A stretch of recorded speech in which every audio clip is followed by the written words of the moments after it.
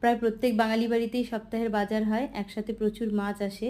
তো সেগুলো কিভাবে গুছিয়ে রাখলে প্রতিদিন বরফ থেকে বের করে মাছ রান্নার সুবিধা হবে সেটা দেখানোর জন্যই আমি একটা ছোট্ট ভিডিও করছি। অনেকেই হয়তো জানে না, যারা জানে না তাদের জন্য এই ভিডিওটা করা।